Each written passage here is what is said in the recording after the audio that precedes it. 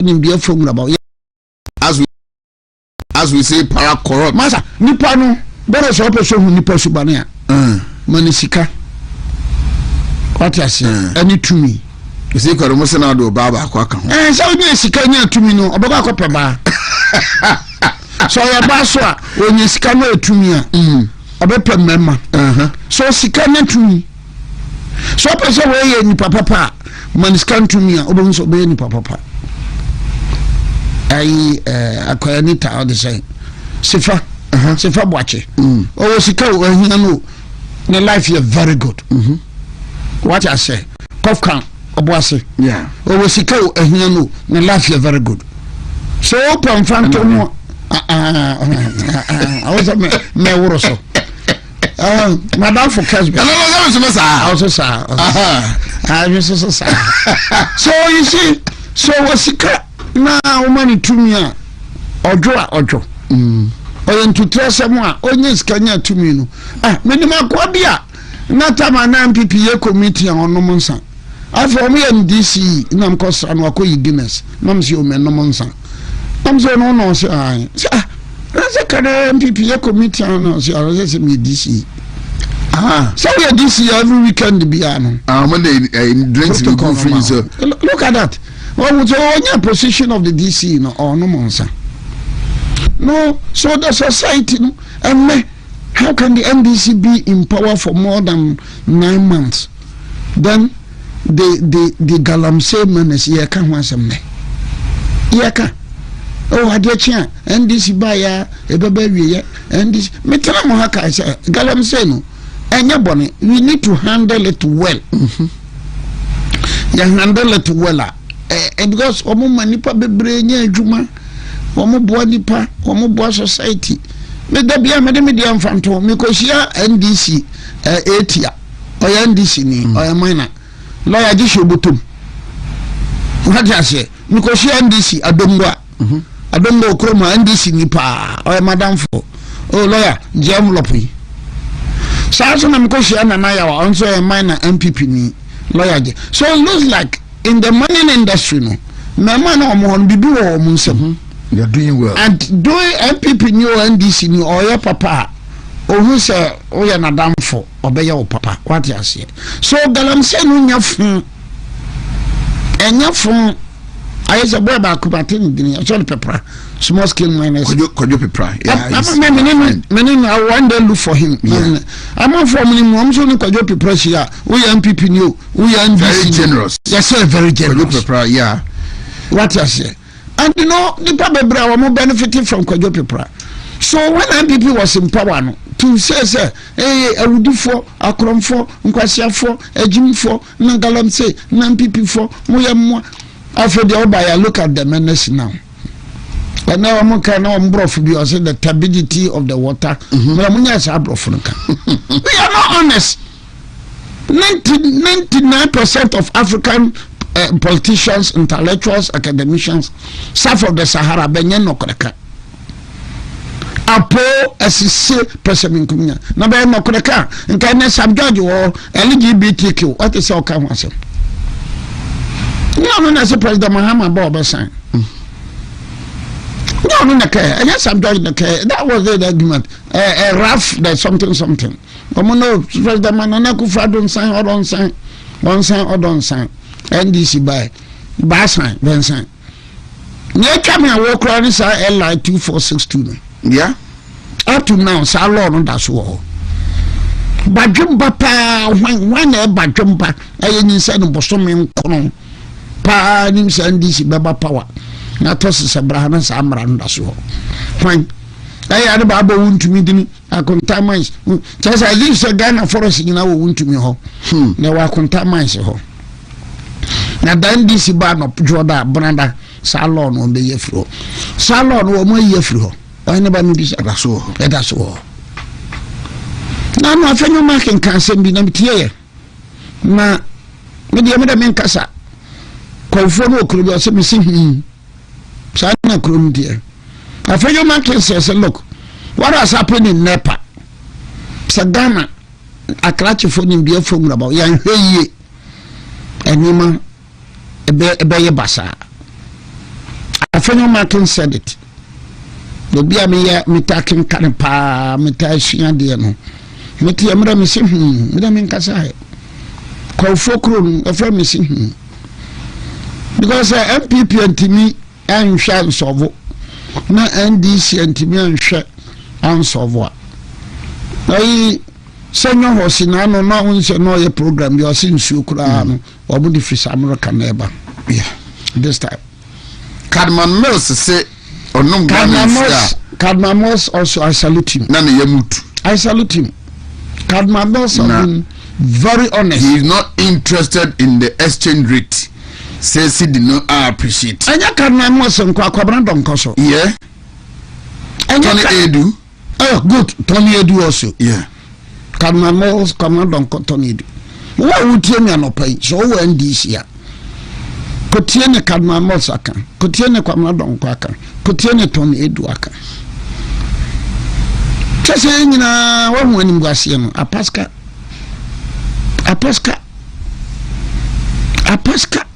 Malek bas intelligence o ma fa dipa bin community something. Na dada na bin so be ko demonstration say ko makatu amai. E be say 500 or 300 or 500 or 600. And that person Ghana 600 a month. And want the whole world to hear some of dipa adwuma. Sabi ka frache. 600 a month no. Akura no ewura ba be man or the be den. For community assistance. On about the radio brick. You program also. All right. So for this is the state of Ghana live on Wound to Make TV every Saturday morning 7 to 9 a.m. Yetrasia na yecha Ghana ne bobre ne tinabia ne jinabia sene sitia ehunfonyini edi acho as usual many lawyer Nana Obiri Yeboah private legal practitioner for so many years and so until Simbia, former Deputy General Secretary of the MPP or the Minister Kakra under the SWA President Kufuor's administration was now or your injury time minister. Former President Kufuor to party for say Yenshi said yes, you try and Komo Yedi and some Kano Yenshi na ye presidential primaries no anti party. Meaning sir, you remember MPP so according to mutu demonstration, but Papa Kufuor the NT no. Yeah, President Kufuor yeah product of Kofi Abdul. So ni omo firm, ni omo hu, ni omo siano. Enunti utufua no kasa.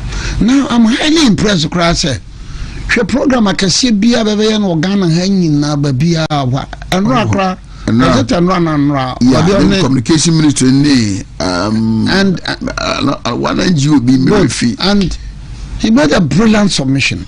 Mesanso monitor metro you know, good evening Ghana. Good evening Ghana. Paul also gave a brilliant submission. I'm saying that my media is young kwani mission o hina ba mimpie we program we say acha no ndu ba ko nya hyedarim metupunu mu won se mi pia ni bia no madidi awie me nante sa ko se na jo no nkron ansa no mada nti news bia ye news bia now Kufuor na no se ba otumfo ayi obabi ena kura de o hwe Kufuor amanfo invite no more ama okokasa more chentam kura no ye mampanyini no obi ahia je kum Kufuor obi ahia je kum Kufuor what I say obi ahia je kum Kufuor NDC hia je kum Kufuor MPP hia je kum Kufuor mpanfo hia je kum Kufuor nkora hia je kum Kufuor na aboa no lo te se we ka me wanso ora ne we ye ne je kum Kufuor ya no obi ahia je kum Kufuor. And those of us products of this UP traditional, no miss I was added to the beer here Jekum Kufuor. I didn't be a person to Jekum Kufuor. Be a person coach Jekum Kufuor and some. Be a person go to trade Jekum Kufuor. Be a person coach Ramona Jekum Kufuor to selfie. No. As some more kinds of no correct. Now, the minimum of a second Baffish and I'm so Kwame. We are dear, but attempt the dear Jai. Attempt I talk about for 17 country obi. But only the better make a cheme more fast here. Kwame attempt the dear Jai. One summer who can a Tony Pasu, a nipa bebre tie se wo program amanfo tie na me ka twa se kwa me atendidie mu jai he is doing well but atendidie no ba sa na wo ko Canada Japan su group a ebinim so atendidie sa wo de me minister group no ntimi mobia de ntimi nko bi asem. As far as I'm with the Bawumia group, as far as Kwamba for them of us in here, and I'm not from Pemco, met my pie. Hey, Jatan did you? My pie so to carry. He's doing well. Oh, yeah, dear. Ukwa boche baby, Ghana baby. But me, many my catchers at the minimum on Martin did you never de.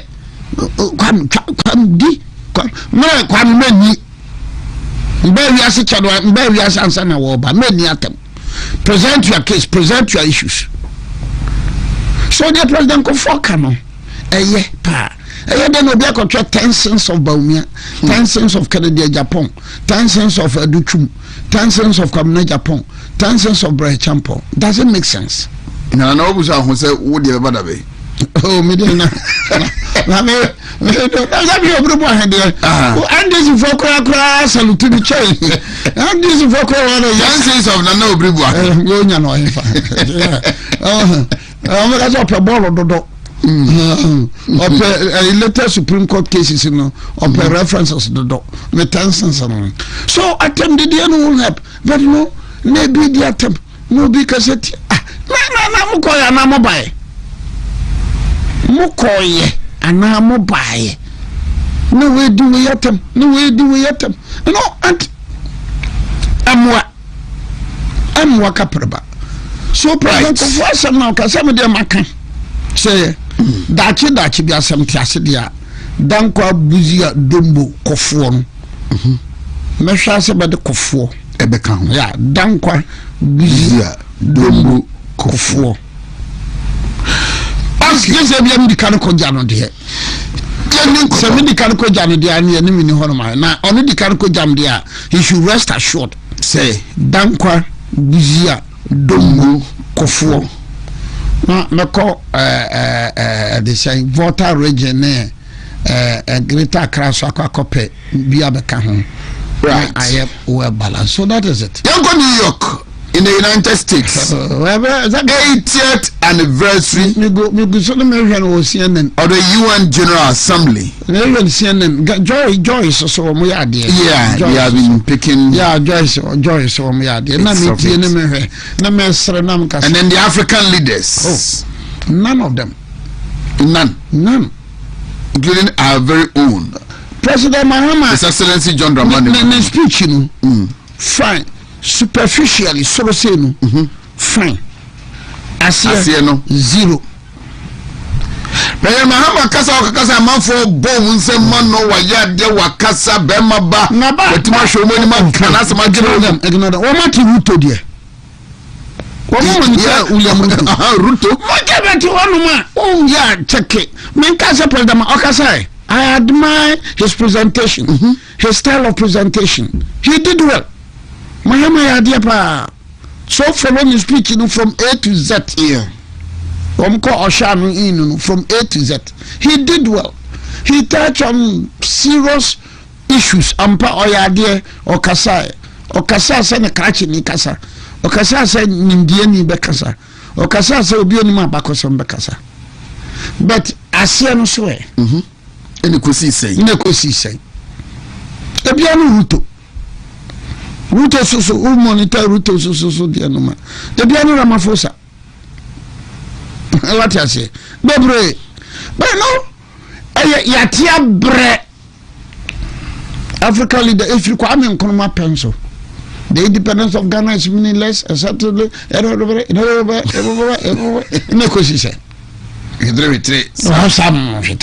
Sam. Kwame Nkrumah no muka, Leopold Senghor no muka, Julius Nyerere no muka.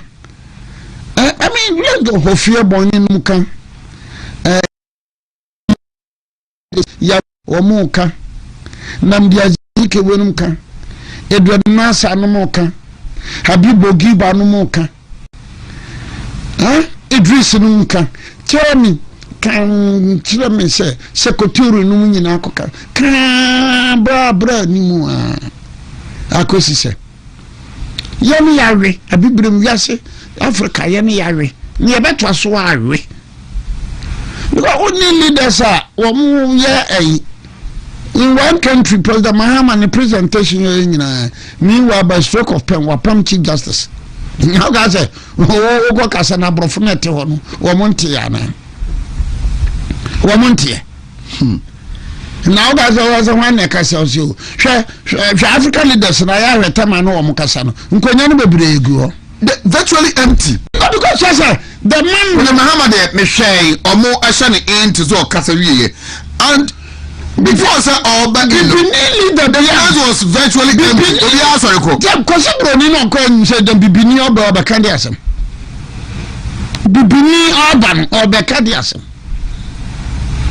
Eswatini kura de so we kura do de amumum scam fanko. No, yes, it does also busa. Amumum scam fanko. Hwe wo de monitor abibifo no abekasa ye no. Dan mu nyina ye. Obi anto. Oh. Na kanokro hene be sabe President Mahama ya kasa met nam ka hu bia me Ghana ni bi nam ho bia met na ho so me mampanyini edi asem na omuka abibifo leaders no mkwan edi asem ne ya kan nyina nya chokrodo and you wanya even at a time Netanyahu abekasa munyina soro ko ye no ti be binu su trase Netanyahu kura nya ni papi chan some African leaders onu kura na deliberately omo so munti no ba se na ni pa bebritie monti asema Netanyahu kan ma promo de kire ye na ya kwa mo ye ya ma me hwe President Mahama kasa no de for umo ehwe no ba bebre yito so ombo ne ba brentie aburuchire ho ja ba broni no ani akrache fo no muraba fo no be ni ne ba adwene ana obi a wo be ba stroke of pen wapam Chief Justice na ga so ntie Look at aburuchire abibifo Israeli ambassador wa Ghana hada bi ade be chibia ofidi ni krom information US ofidi ni krom UK ofidi ni krom etu ba do wan so president na o stroke of pen opam Chief Justice you mam so nko no nko pe bibi kura men nom kwana be ka so Ramaphosa South Africa say na say nye Nelson Mandela mam so nko pem baby African intellectuals African leaders na kutia bonko akutia bonko woman to be time ko mun to be transfer Cameroon Eritrea South Sudan they also support Israel Cameroon Eritrea South Sudan also support Israel Africa yeah Cameroon South Sudan Eritrea better support Israel but the crabban baba anymore na ba kumumba support also bentimu anya no eti bidim so rekɔdo bidim de te ho na wakɔ akɔgina ayise na Africa you speak one voice o voice no yɛ the voice na ma voice ana ma voice President Mahama hwenkonya no so this is it wa virtually empty na say me ka kyerɛ actually empty me ka kyerɛ African leader na ka say Ghana mampani pa na ka say African leader soreko no now guys brody no wa da je say wa African leader ho o ga say we kro ka say kro train nya adwuma wodi krum train nya adwuma. So the problem with Africa is a typical NDC politicians lifestyle. It been African leaders. Typical NDC politicians and not affected African leaders in the brain. Oh, you buy baby, LGBTQ. Law LI 2462 ye baby we betray we the independence some permanent seat for African leaders on the security they will not waste their time on them. The world will not waste her time on Africa. So be the permanent. Have we not done enough to deserve that? No. They are the why no. Look, let go President Mahama speech in the view. But all we are so for be baba. Okay. Good. Now on say we are so for forever no nyama besesa. Okra no de na baba ya 80 years. Ni nyina say President Mahama we acha say we are so for be. President Mahama is smarter. And as a woman we are so well point so you smarter. The breaks na. What we ma. What was young match? What dream do? What can what we badumba? Wow, you can look afar to send me Obiri Yeboah. Breaks. Brazil, Russia, India, China, South Africa. Breaks. The new block na no. I'm paying on paso. Breaks. Eti President Mahama no kasam. Na gene kura am ko breaks no so. Madrid war Ethiopian BBB say BBB baba one what you say. But you are smart to say me. You should have said, look, we need to be very careful of breaks. I'm paying them back. But not getting coso because we make the man who we make getting coso. Almost all can not getting coso. There's a President Mahama and near break. Nanko for no modern politics. Send a media to the debut. Yeah, what you say breaks? And I don't know who tasks Trump or Pejabana Cobain breaks. And I will not be surprised. Trump and Tina man breaks no woman who than no 80 me a Trump will call free na a new American president bar. Breaks Benyan what the Trump in the room. So Tim come from with him to mount. Well, maybe now, Dana. Udana nobody na otwebeka no oti ne oka na say London crisis Sharia law na mpese omoye ho na na easy o that's how when you betimi aka say apart from Trump the omoye okrum ho no me say when betimi aka no betimi be ya when betimi no muso on kan no ntum on fa na ma frafra especially elections when betimi aka so aka no nsimam yenu pe Trama oko. So blessing formation, but no say it a very strong character to say Trump blessing intimina. In absence of Trump no be an character no be ban on strong sir. Not President Mahama no ka say we are so for be bano any adin the blessing. Because they don't allow movement no almost starting Yugoslavia I'm starting Tito no starting and the Kwame Nkrumah no starting the NASA no starting in the 60s me nyina agu bia ba na agu etin na President Mahama kan until now be sir United Nations now another issue be about so my main on the sidelines my advert President Mahama. Yeah, Nasdaq. Yeah. I don't know, I'm saying 17,500. An hour or so. An hour. Now, I'm saying 2022, March 2022, Omo Yebisa, na Stanley Dogbe num ka ho nsem. So what you say? Stanley Dogbe num ka ho nsem. Oh, ehia philosophy ko achi ka ho nsem. Ehia ni pepe de na dia, makobo kase, makoyesi. Mako yesi moso mo baya mako yesa amena person can look MPP NDC edu ba bia mo digana fo nhwamo MPP NDC edu ba bia mo politician mo me nitwe mse mu bebre. In some aspects, both Manado and President Mahama, you've disappointed the good people of Ghana. In some aspects, baby, baby.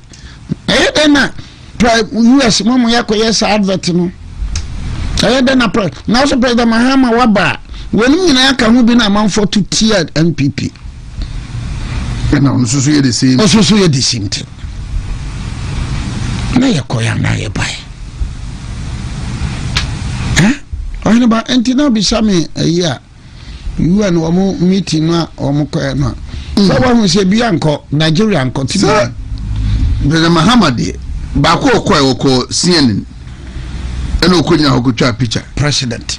Ena Nancy Okoye and also Nasdaq and Okoye. And you say, look, you must be self-confident leader. You must be self-confident leader. You don't need to go walk with CNN and what you don't go to Nasdaq near the Wabo. Come on. USA. If you're European leaders, why not who saw to see your crown about the flag? President Mahama is an only say doom when I do see the flag. Mahama, come on. African leaders have been more full. And you've cheapened, you've lowered the standard. You've lowered the standard of leadership in Africa. So much so that I put all leadership in Africa. Leadership in Africa. When Macron cut traffic more, always say France will be him flagging. The African leader, Mahama,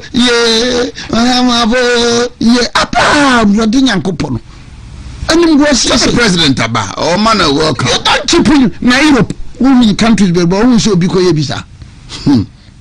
European leaders are not going to be Koyebisa. Now, one of them was even saying, I can trade in free Europe. Cover factory. Wow, she leader. I've been a leader, she train into all the cocoa, we a program no African leaders. But I did say Yankopono Bronson Germany, the Africa. How? Because your leaders know a corner, Shekemaru 91 or Sanabe contest view. What is Andrachi? Nigeria Tinubu Wapam Electoral Commission. Tinubu Abana Umbeto no 2027 no. And now the pen in the paper watch where Electoral Commission no where in every ho.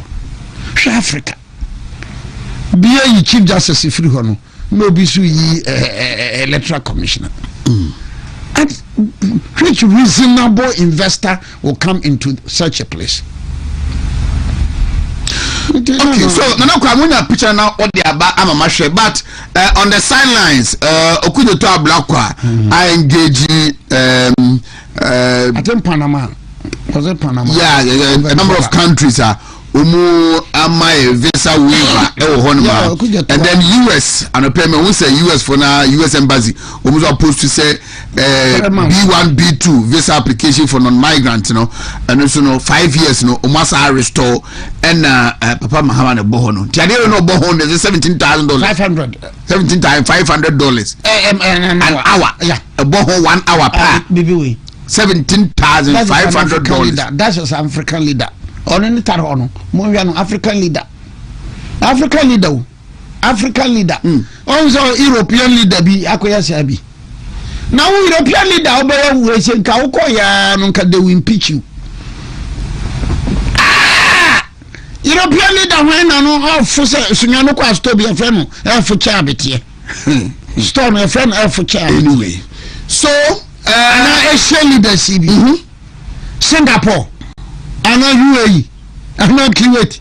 No question who say. Okay. You also are restored 5 years with multiple. I think I recent. But Mehu Franklin Kujo Mose a write up. Almina a church said yes they knew say that one was coming back because they could negotiate with the police now. Yajomu eba and no Okujojo should not come and celebrate this. Now we should have rather gone in for that 15% tariff no more imposed more beneficial to Ghanaians than this visa we know. Do you have visionary leaders in Africa in recent times? Yeah, but in Africa, do you have visionary leaders? somehow me di menike kana me da na me kenkania ba ko a me wo reservation kakra eye Burkina Faso ono de me gini tum na du ba bia no an se he o ya quarantine sebe kafra che du ba bia wadwene no me sele me kan nkora adwene wo sorry yeah ba bia o ka say United African one passport one currency no no yan kwara adwene so yan kwara adwene ya kwa nkroma de ye bia na no ko si otimi ye Ethiopian thinkers badwene as a when we ka say na we ko heaven more bra she chiri bra Ethiopian thinkers no anti okuja todi no like Franklin Kujo ne omonka no ne Qatar so no go now Saudi politician any sabi kafracho civilized society with good leaders you see permission from parliament first. Sabi any civilized society with good lawmakers man bia ye wo akanifua wo manye die wo munim die mu do mo nyansa wo me komra se be de fia akohwe ho mra ne nhyehyeye ansa na yetusa na mo exactly why because you see a agreement, a treaty, so you need parliamentary approval. Yeah. And the Supreme Court of Ghana crowd discusses our issue. Yeah, I think it more too no name.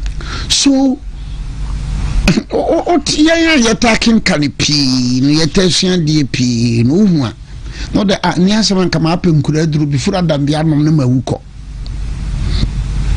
Is President Mahama open so?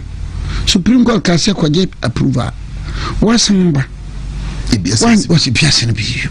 She can send on the man. Mama, Brochina, I mother make a say a butcher heaven. Baby, I'm a because you see, can this thing happen in any European country? I can't know what you have your man anyway.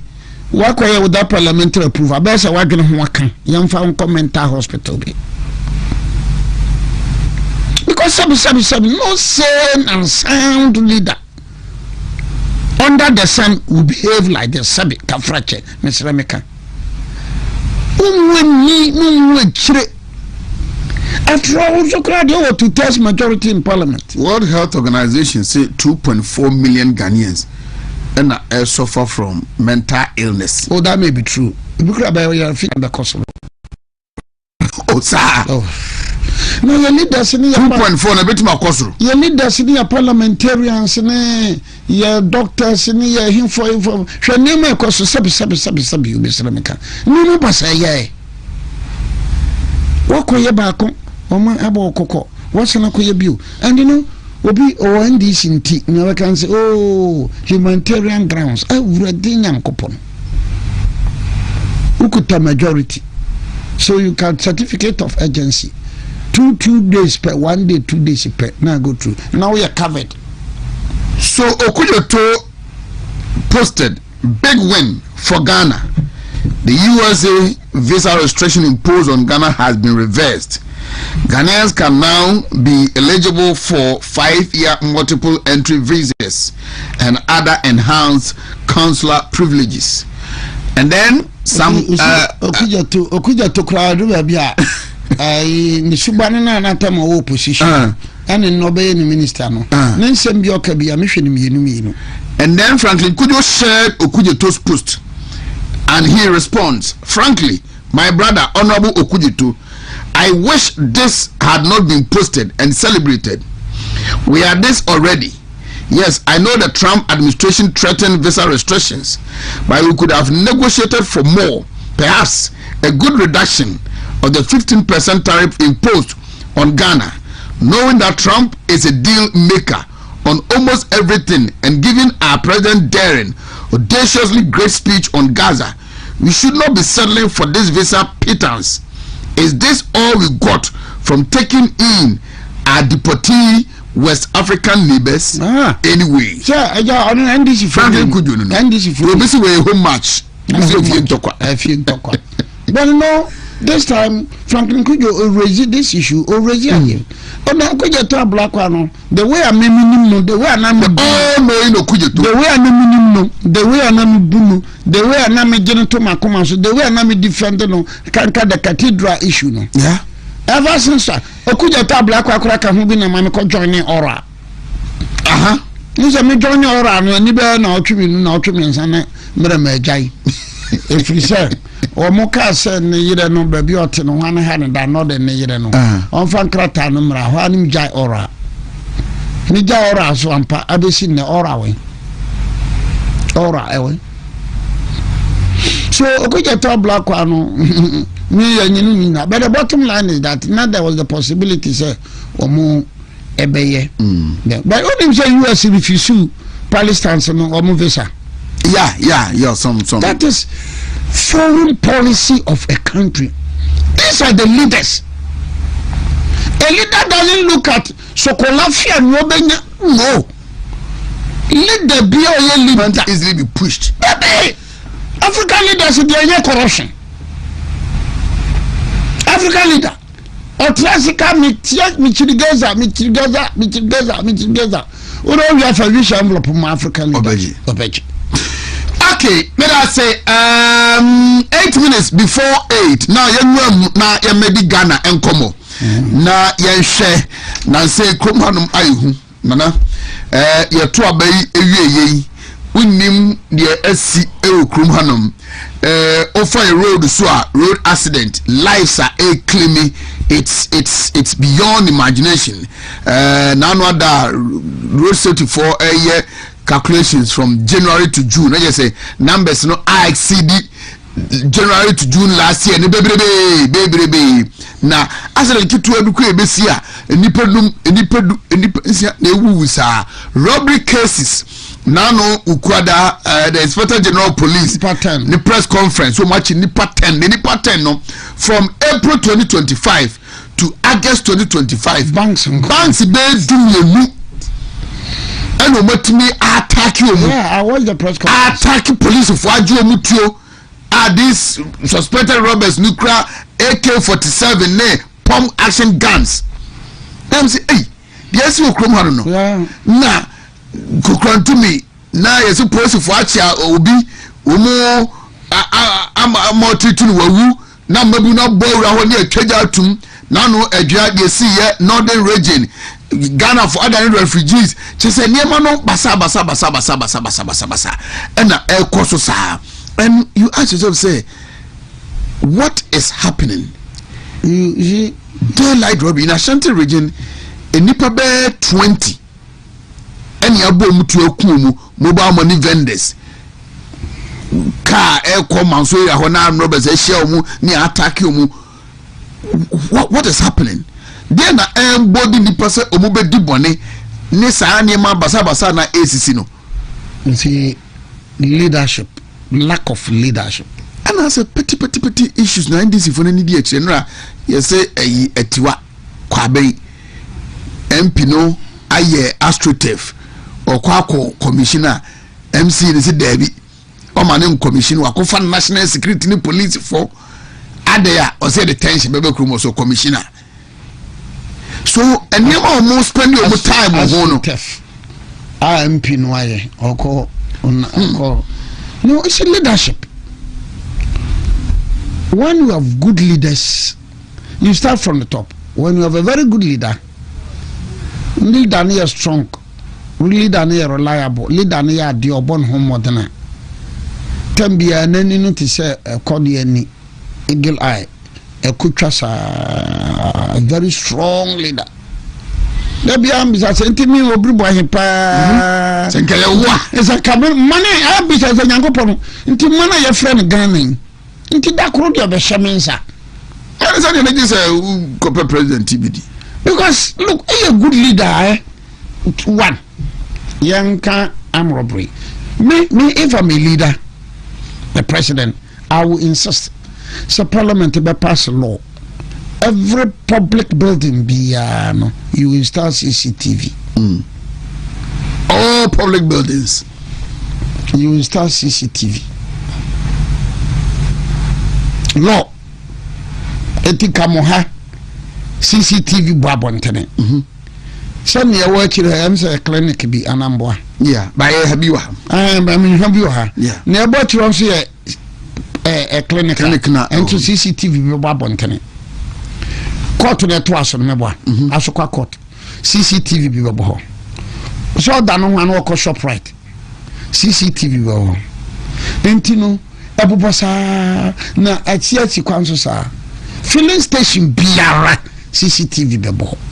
And I think the former government did well because now Kumasi Accra say any intersection be we do. Yeah, but in intersection make a law. Because free her enkodru ebia KJT asondan hwamadam fu poku trading.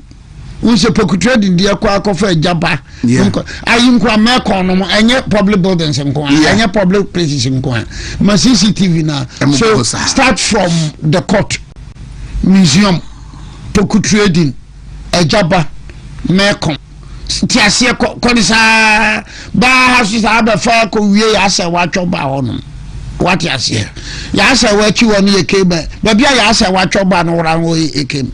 CCTV install leadership. Leader visionary leaders. When from mama no and kwani no munyai sabi nyamhubinu. That is point number 1. Point number 2. You were talking about lorry accident. Any visionary leader, any me Obiri Yeboah so obedi Ghana so. Mfie mienu na wanti ma train anya adwuma meka wafere wunya leader papa. And this time I will even include my own Ajekunkofoɔ. Ajekunkofoɔ na ma born abaso ha no me de ne beka won say kofoɔ we de wunya leader papa. Akufo do wunya leader papa wa ma train anya adwuma. Mahama wunya leader papa. Enye mind boggling emura adwene ne ntiase so se wotim be president mfie mienu na wantima ma train entima mfiri nkran anko paga anko doma hinkuru anko elubo anko afulawo anko hamle leader ben de ayu a leader na wo ko yu enu ko kasa na de na abrofo no nsore nko what you say so train wo ho anuma na CCTV camera no eno so eye adwuma ebema insecurity no abafom hwe boys ya omchi omu police fondo omkwenso wahwa obisanse na tuo no way or the tuo no ha usana roban atuo bi ni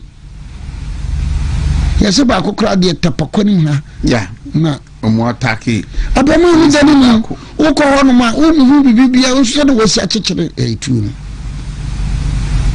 kini yete hono namda min shadan kan kase yanyina isro am robes nemi isro biasro into work abasama now another insecurity which one of the leadership has failed.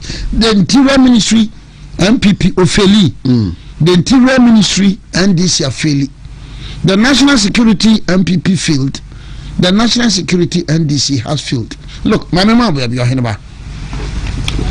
2-3 days ago, Uti. I think it was on TV station B. Yeah, akokwa had ya say you mantini bia or ha. And in your besi. Or about 10 you. I assassin myself.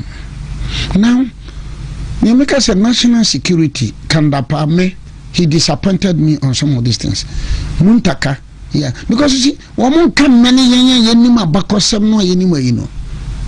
So kase bia me yesi muntaka fro na muntaka obri braname no trans na brief me a nka me mrifi no. Akokwa in September 1984 the Still Land Boundary Settlement Commission declared the same akokwa a mountain for there.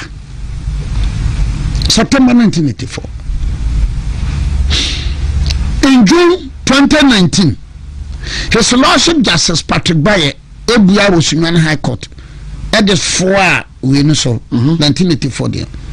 So akokwa eya mantin for dia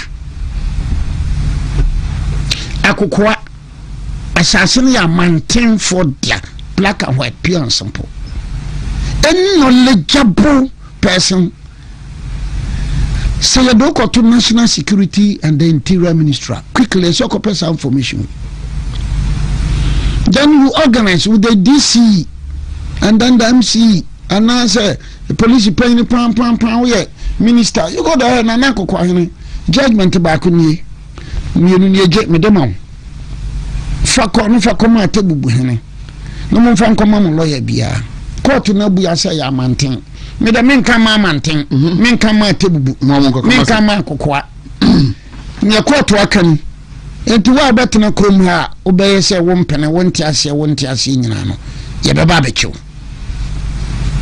ampi before ye bisada dabi and this ye bisada dabi bi na obrubo na they want to party what the party and kan nyina ye men to party bi atom men to party bi atom but tambia me mama bi we no contentem what you say me mama bi no contentem manjana no na me di sekro so akokwa de no how should that be a problem for the interior ministry? The interior is a problem for national security. But what do you say? Yeah. No. Because there is judgment. There are two judgments. 19 September 1984 and 2019. In fact, 1984 no cry headed by ACM, yeah, JK something ACM. The judgments are there. So, assemble you. You do stage more men patapan to trust him.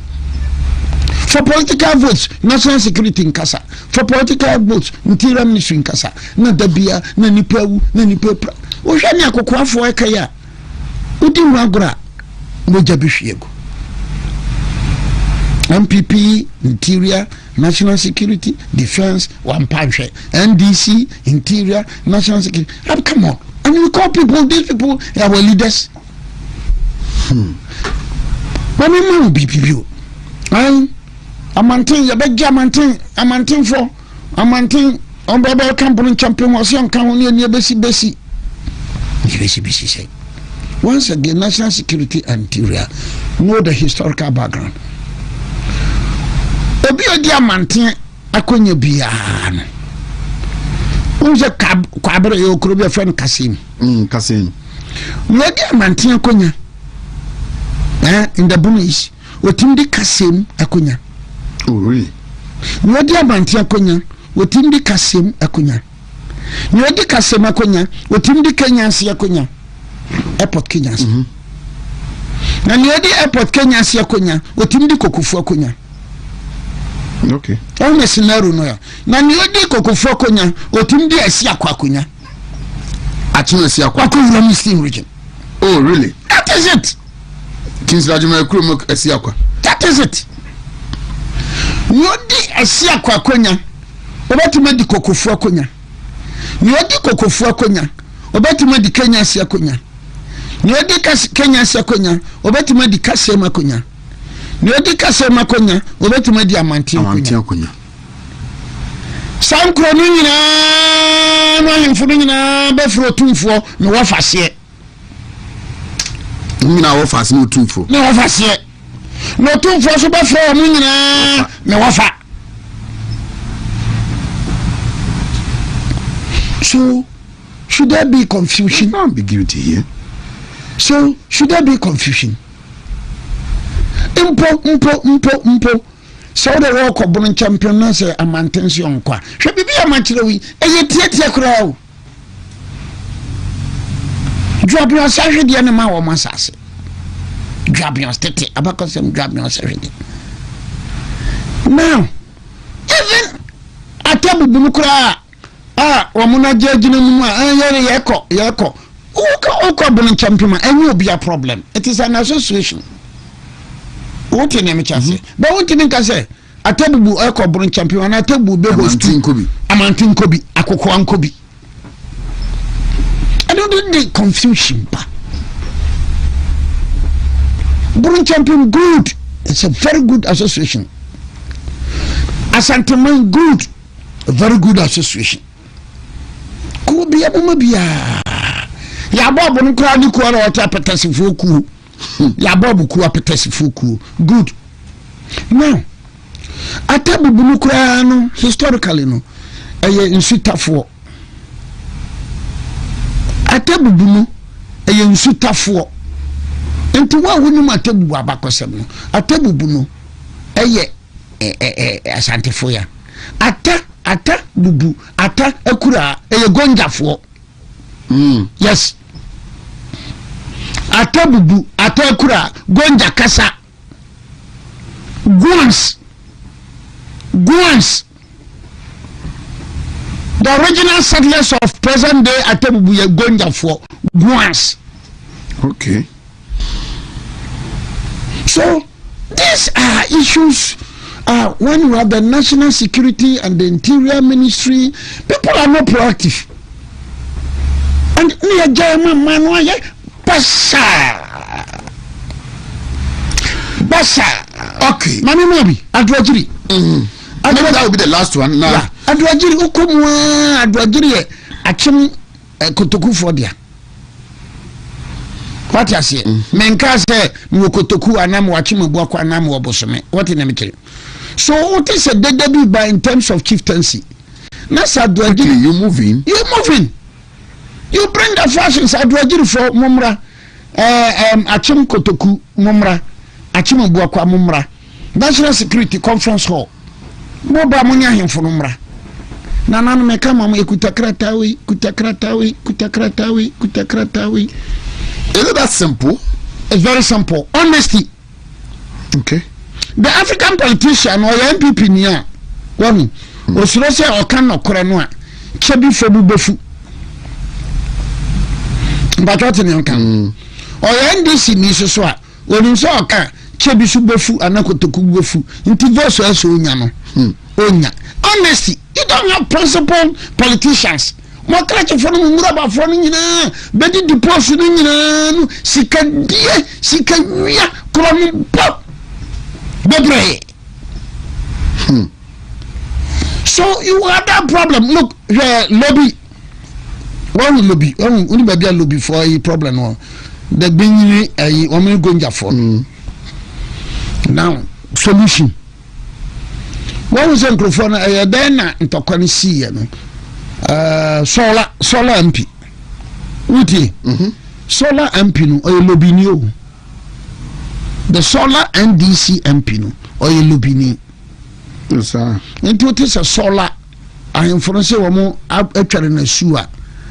So you're very quick. We are smart to say me Obiri Yeboah. You know where it's coming from. Because solar is a gonja for. And they are guns. Gonja for northerners. People don't know this history. The gonjas are guns. Omo kuyapem latte uramsana gonja phone court now. So gonja phone free say unlike the lobbies, under the wireless, under the dragatis, under the sisales, no gonja phone free more than about 400-500 years ago. Eti so many lobby phone nyon topa lobby phone person omo be ko soro because lobby ni no ko soro o ko wala for ho wa why wala historically no lobby and wala from yet back on sa okay, but the lobby and the dagati one more one ancestry. It is a person called baby born who gad ya either so be called Laura, either so be called Jirapa, either so be called Babli.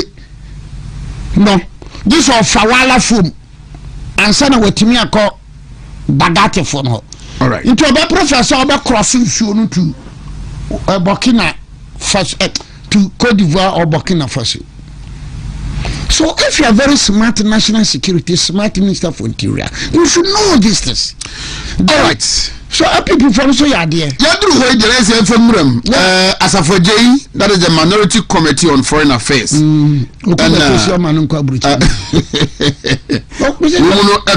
say Bingri. They see yenya refugees a ebi akopio Burkina ebi akopio Cote d'Ivoire And then they went there. Because I'm called Burkina no. And Cote d'Ivoire no. Wakwa Tony lobby phone. Enti o feel comfortable. And I can tell you where you be am you. Because near fa woman so. You mu ye. Near two woman. And lobby for me and tell me bebre MP on your lobby ni. Solo MP. About me come Domase transfer assemblyman. Transfer. Domase number assemblyman. O lobby ni. Back Ghana hanging. So the lobbies are part and parcel of this system, the Ghanaian system. So na Gonja for no more vast stretch of land, very big. Wamo Yabongra, well known Yabongra nkwa okuta manhina ba ye nkono na ehye na se. Nkono odumiensa. Yabongra onye ni paketwa. Bolura ya manhine, Bupura ya manhine, Wasipe ya manhine. So an issue like this, President Mahama, oh na ufri ho. Any serious leader no, and ka oko program we one day are metwa so, mpese mko share lobby from payinfo a wo mo Ghana, any gonja for e wo Ghana. Me ne better say. I obri ba hia, me do nyame hata soro. But because of my knowledge in history no na enema munti no. Interacting with people is simple money. Lobby for me ba shiamu. Na minim say lobby for me be shiamu die. Nua binim ne dagate for. Into mopa you are liberty to bring the dagates. And in this contest, Speaker of Parliament, oh ya dagate. Ti memo ko tena lobby for. Oni be ntena ho unia ne be. Gonja for so me Mahama me gonja ni. Ye guans. Nti yen gonja for no ya bonwura wo nua bi so wo ba bibia fa na ka ho. Then you meet them, you talk to them. We have lived together for so many years. Enti edenti na esa mo kontowa. Quickly you do that. Quickly President Mahama no wa pehini bi. Nda hini bi was not for her. No. Mfa nko frafra. Mfa nko mfa pebi wo sa for her. Pehini bi wo sa for her. Mfa meka otum for ho because there be a doors no more de mano. So these are issues. We lack visionary and forward-looking leaders. Yes, sir. The acting Chief Justice, Bafo Boni. Na efa di kra ebirum. No, Roxanne Dafiameko a suit no. That of Supreme Court that the GBA in our constitution the Ghana Bar Association and then it can refer to any other association of lawyers and then. So I am a very broad-minded person. Me shada me nema me kan ma dwene no me bai mu kese pa. Nti osi okokot good. After all enya GBA no nko na ni pese omunya kwalma bi nti omze Ghana Law Society. Afia makono kan. I don't have any problem. Just that near kakran say Ghana Law Society no about 99% of them here NDC and non-accounts. That is the danger. Somebody was making this argument on one WhatsApp platform. That is a very dangerous thing. I don't have media yeti bebre mepe. But when say Ghana Law Society no 90% of woman person members and woman members NDC and non-accounts. I didn't NDC for you kromo. So yanhwe ya da fia makoi hwan yanhwe ya bibibu na da paya gu nyina animu. Minka say GBA nko anentena another cool be bar fine wa peko ha wa pe roman ko wa pe basel ko wa ko PSD ko wa pe Christosum ko wa pe nkramu ko but the danger Deputy Defense Minister Bruja Jemfi and a comic post view Facebook hailing that move now that Yamepo, and then somebody screenshot not able to a platform is needing to say, or also air the non-accounts and the pro and this, and they say, actually, we wanna lawyers also align with the MPP, so I come home, so now what are we encouraging? No, send me AC by a babasa.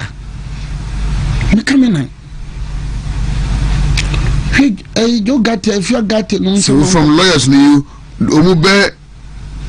migrate, be promoted, they go to the bench, and you have a bench on your pro NDC, pro President MPP bench. President Mahama said they will reset the judiciary. This is dangerous. Na edi yanim enye napa. Na edi yanim as a country no enye napa. Temde me no. Ni jam ka me free ha se be makosho me danim. Duba ko di me hye danim a. Wa hwa wa hu bio me hye danim. Me hwe ball me kenkan bibia.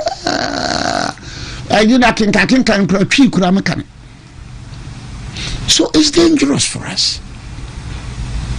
And you know, yeah, Chief Justice Assembly, judiciary no Ghana for judiciary no apart from Ghana for bebre ATM lawyer obi amaya lawyer adwuma che ATM me capture wo say na samba Ghana for no bebre peso obekọ no gopo ho obekọ antoa obekọ apape obekọ chinaman obekọ whichever name them obekọ tepabane name them. Because judiciary no confidence in the judiciary above them and get to et ora for boni waba na ebaka wanim se mfie mienu mfie mienson hwani ya bibi oniba da bia me de mikasi kasam na the Golden Age Company Limited versus na no Obiri Yeboah me also 2022 Supreme Court of Ghana, Golden Age Company Limited versus Nana Obiri Yeboah. Case ya miemi wom. Obi asama me. Akaka krama o mabebia. Mate se Supreme Court judge bi agiade. Me di petition akọ. Petition committee no mte Professor Nekwe na chairman of the committee.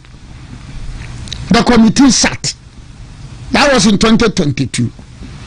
Abesi next September year Kansas committee report number. Hey, me do nyankopon hata soro. Still what kapena mkase bia afede wonsa account. Na me do nyankopon hata soro. Na tie ne ahuwom. Eyedan ya Supreme Court akotena se abu asem na tia me. Kwaje court no finisha. Hearing notice served on Felix Obiri Yeboah. It is deemed as service on an Obiri Yeboah. Supreme Court of Ghana, the highest court of Ghana. It is deemed as service on an Obiri Yeboah. Mese Ghana ni bia wutie mi do nyankopon hata soro. Mi no nyame basa. This is the highest court of the land. Court dan kran na the hearing notice. Ekosavo Felix Obiri Yeboah. Na Supreme Court no say ye dia seven Nana Obiri Yeboah. Na wo say tia do da we ho sem yo hene ba. Sa me no me lawyer no. Felix Yeboah. That's one deputy CEO. Ewo DVLA. No wa call withdraw so onye me lawyer bio because of issues no. Supreme Court no record no say lawyer Yeboah for Nana Obiri Yeboah. Obi wa call withdraw. Why you sign notice of withdrawal? From I am not here to denigrate the judiciary. Daddy. But me right as a mimpo somewhere to me. Anthony District Court, Anthony Magistrate Court, Anthony Circuit Court, Anthony High Court, Anthony Court of Appeal. Now court to Supreme Court. Supreme Court. Now, man say, I have confidence in the judiciary. So bafu boni waba. No, that is the burn of Africa. Because Africa, ya tinasia, sama kajo se mre nyankopon da mehia no. mre nyame be so bua matan o de ha mre nyame mpatwo pitena ha nyame abibifo akrachefo no nwurabafo no nti wo no bo binim sa na se be finance assessor the highest court of the land wa UK wutie me wa Canada wutie me wa Bruke baby so what be sada this is the highest court of the land judges na transfer bia kura he said and they went ahead and delivered the judgment. I know what I've done. I have come back to the High Court to file a writ. To file a writ. Said that judgment was obtained by recourse to fraud. And the High Court judge na amame interlocutory judgment. Just Lordship Justice said Washan Diamana, we say I'm pa judgment to where dear one. So I'm going to prove my case. Because they land. Now, Supreme Court of Ghana to my judgment near the Abba High Court near Betrugu.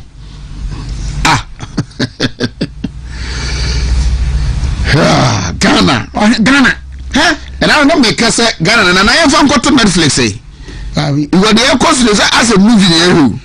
No, we because some of the things, you know what has a Ubodam. Look what you by 1964 or call you know, see, yea, Microphone Sunday Dave, I bet to be Kobani. Look on you. Naganan, what you missing your Dajana Kani, Africa, south of the Sahara. Missing Cameroon, 91 years. That's a movie in the area. 91 years, and so Osana Kubio. Age 91. Osana Kubio. Aya Okwa or Bokon versus some Norton. Tinubu de crowd they went to me and call USA. Tinubu no firm so no affiliate. He said the firstborn, he said 72 or 75 something. On one we had this other way, this is 76. An African leader. Tinubu, go and look at the forms of Tinubu or Koyano. School at Tinubu mentions say Oyeyano. At that time, no school been here. And we look on. And from 1999 till today, no court in Nigeria to Myanmar order said Tinubu school should not call and young cross check it. It is only in the US. No be the call university. University no call no. I'm got some for transcription no. Ni Tinubu di ba no. Na ya ba di Tinubu na to aso ya ba. Transcription ya ba. Oba.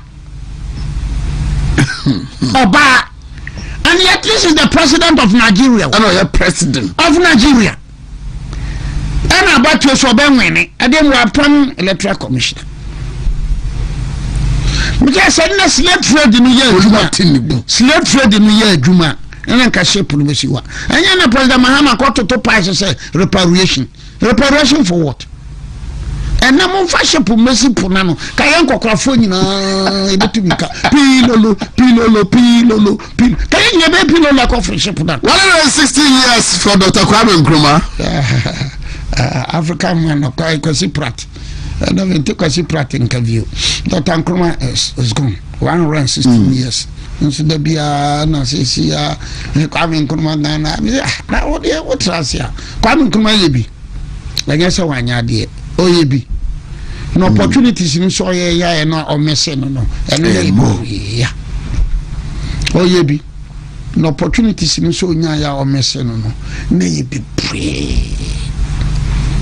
So Kwame Nkrumah no time no pa na nkonya buzia nya ya na danko nya ya. Kamiki bi se kay we nimpa. Oyebi pa. But when opportunities no say be pray. And then I'll be real. Now, no, Baba, no, Cassell say, no, cool, no, I'm here. Tini Oka. You know, and I could to airport almost a lot of them are ignorant to say, Kotoka airport and crowd a decree. Yeah, there's an existing decree. There's an existing law in our constitution. In our laws. And that decree was passed by NLC. And therefore, when you go to the transitional provisions now of the 1992 Constitution, no court of this land, and a bit attach it. That's interesting. No court. Intimatesa NDC for no be NDC for that do be am timi say na there some crime. What say the ombetimi are you? NDC they can't. It's a transitional provision.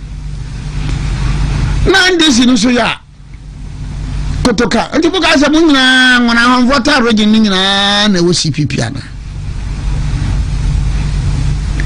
voter region nyina na wo CPP ana anu no nyemo he ana say wezo ana say obake o akwaba wezo mohe obake anu de enye decree bi but kotoka airport in the decree. In fact, kotoka man on and there's a law, an existing decree. Into Sasama. Tell me that and I answer some negu and you say negu.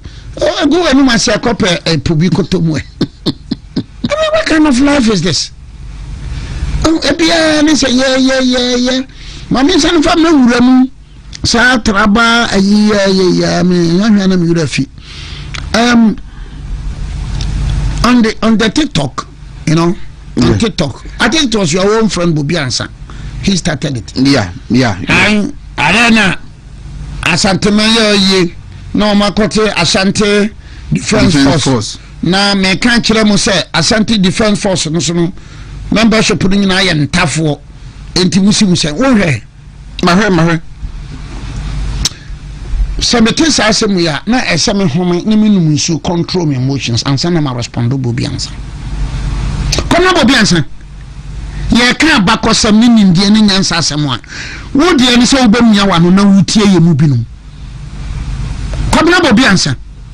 Ye kan bakosam nimdie nyansa bukum nsem a. Wo de ni se obamia wa no na wutie ye. Na mentena ho enye se subana no. Look, once again, who can now the Dabia who defend the Asante. I mean, defend the Asante. Me come and knock. Defend the Asante. Me come and knock. During the era of Asante, he be a friend of Sequajuno. What in the dinner? Or Sequaju. Ntokwabi si ya hini wo Dagomba for. Na Dagomba fashion be invited or Sequaju. Some ram aboa na wo monko. And they did that. And Ashantis helped that fashion. So, every summer, nobody na the Gomba for any Asante for it will become. Anything I'm from and one kotoko. Only say you were and some kotoko. Yeah. You and so what you want kotoko down to the Gomba for. From 1800 Asante ni biya wo honoma na ni daje se Dagomba fo Mosi fo Fulani fo entwa nhia rather than say obaka ko fa ye ntwifo no bebre be ba fa no hia. You can talk of Asante without Mosi, Dagomba, Fulani, Gonja, Mampursi, Sisala, Dagati, Wala. Asante kingdom no gina ne national. Sa amanfo wonu nyina na ma Asante mane eye mane entina Asante fo kasa bi se Asante nkai nipa no ba bi ofiri bae nkai nipa nachi nkasante nipa no ene fra na Asante nkai. And it is the oldest and it is the perhaps the only kingdom one odi nipa free only be there to say the dear amana mantam na gina abesin ne etienne of 1924 na prempe omya som de buy no 26 no come nhie we wo no 1926 no buy no komo ye say ye ba ma nya yanko Asante fo nko ana say ye tena manhia ha enti na akọ ha sawele we sawaba we wo de come manhia ko he ni twa ho kan kokɔ hwɛ siremfo no nko na sisi dan saa any full non-Ghanaians Fulani for that is how the Ashanti Kingdom survived from 1800 till today. Bobi Asante so wuni mu amia wano na ta mu NDC no mu NDC du ba bia mu provoso a na mu kasa tia kanfo no na du ba bi so a na se Bobi Asante stop that mu nya mu NDC subane no mu NDC subane mu nya na munya sa mukika ni party bom no seremfo angunafo ni fo nyana ma Asante money, and that has helped Asante to survive till today. Asante money ya money na kwasi broni agina so aka say we ya money amanfo na bowo mo before 1874 omo ba be ko Seganet Wesley war no awomo ko contact Gamashi people abrofo no se momo ana yen kono yen Asante fo den Gamanche o ka kira abrofo se na obi wo sika kokko akonya mo mo dia no wa be ka kira se memra man mo dia. So the Gamashi people so we know abakose na abakose nti se Gamashi for Obama nshia ho na se Asante na didi kura na wa hohoro ne so ni nua wa boa ne da kom na Bobi ansa munya nsam hunu na munya nsam hunu ne no kura de simu sempu say nya ndi sisubane oko ai TikTok abrofo a beba TikTok obedi di matem aya hwe obi a started bebre nya ndi sifo bebre profile lock sa de ba ya no aya no ma lock be profile number TikTok no bribu ahi na ni ti passe na ni ti ben shiadio ni ya kura sa ben mu masu akrachi for no ya for doctors ne um be kura de kura be hunu su nu jape krum for baba year anniversary bi wa ye no jape krum puasu Asante money. There is nothing wrong. Jape krum puasu Asante money. There is nothing wrong. Drobo o ya wadia drobo bon champion. There is nothing wrong. Now koye jape drobo bon champion. Me say there is nothing wrong. Now me koye jape krum puasu Asante money. O buwe. Uko kan wa samana sem baby o sa wa brochira. Nenda very me uko drobo wa. Ma me say me no very wa. Baby ya dro. Karata bi. Ignorance, you know. Ignorance. Ompensuya. Misasa dentina. Yetim kan drobo bon champion. Me say there is nothing wrong. Yetim kan jape krum mpuasu Asante man. Me say there is nothing wrong.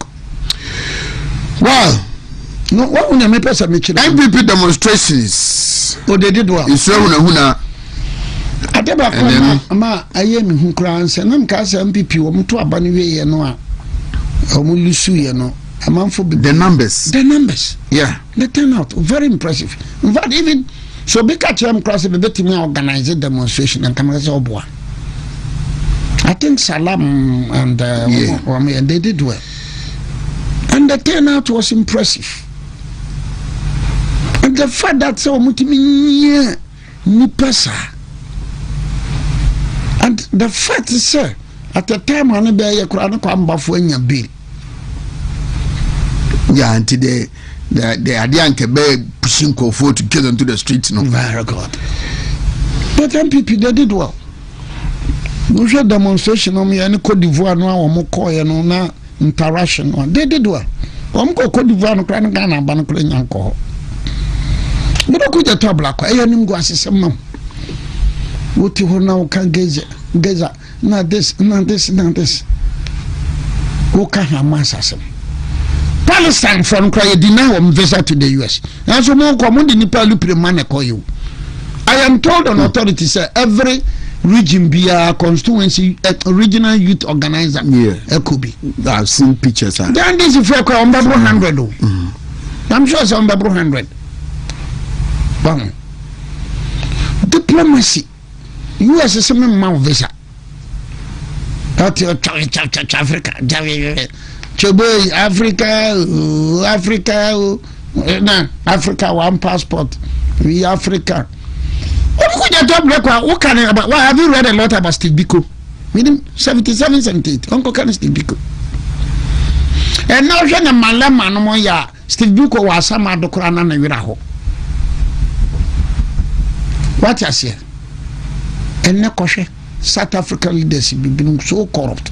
Malema, extremely corrupt. And now you're a party, no, me personaka. So please, all people for the idea. I think so.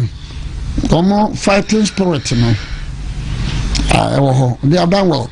My teacher, I'm a they are congratulate them. I'll congratulate them. And so now, Omunyatim Didino, no, some talk. Prudential, Omunyatim Didino, Casanchino. Now could you never be a Dr. Bawumia and Kremufan to a man? Go and look at the records. What check your records? Go check your every. In fact, check it. I think Boko Central or Dr. Bawumia Vosa, Boko Central and Dr. Bawumia Vosa, a double data crown MPP parliamentary candidate who was a Kusasi when ya. Oh, yeah. That never can throw the video. Baby and Cremofo baby. No hypocrisy of some Ghanaians. As often. Edrusa a Palestine Israel. As often baby support Israel. And so want to my about Tremaka. Omumpe Palestinians. A basa to Ghana Badia and the Bempen Cremofo.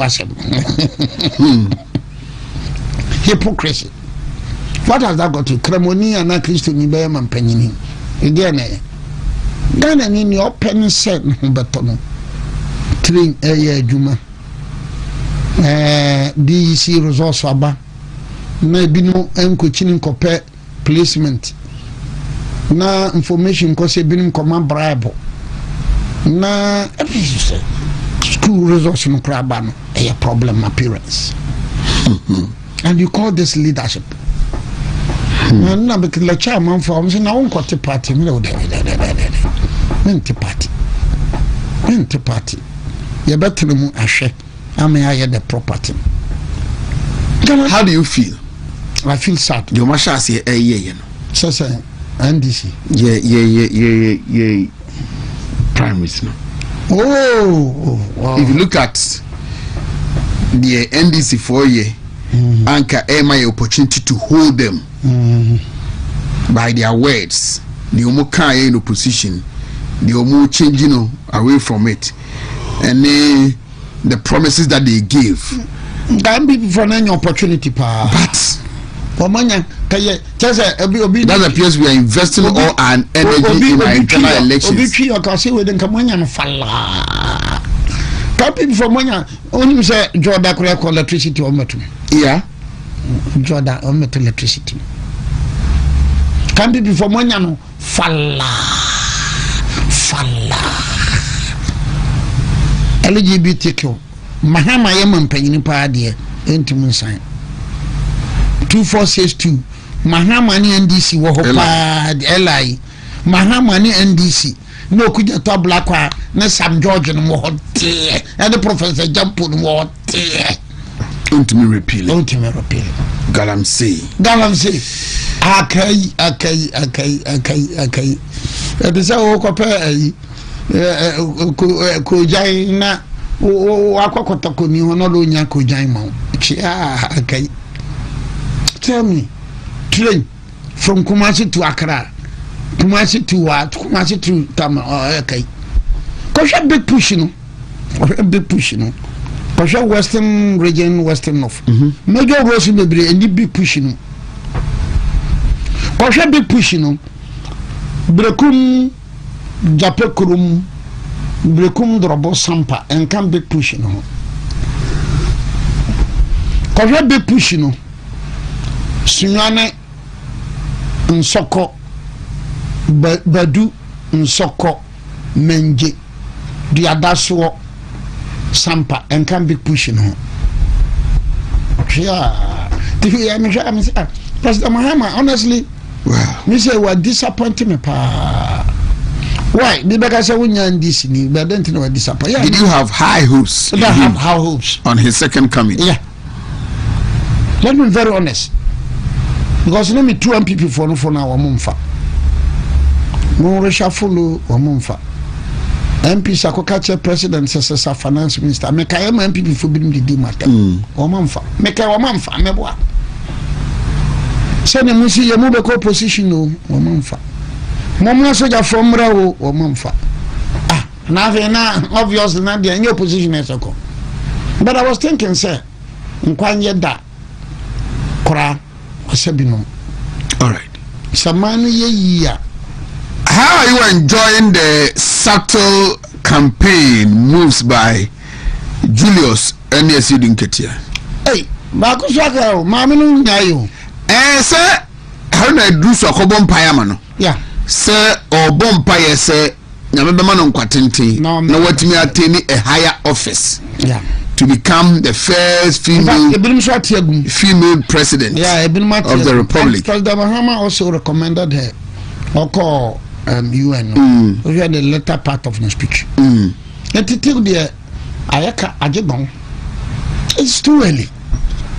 It's unheard of in the history of this country. 9 months. 9 months. Into your 4-year mandate. I've been see that.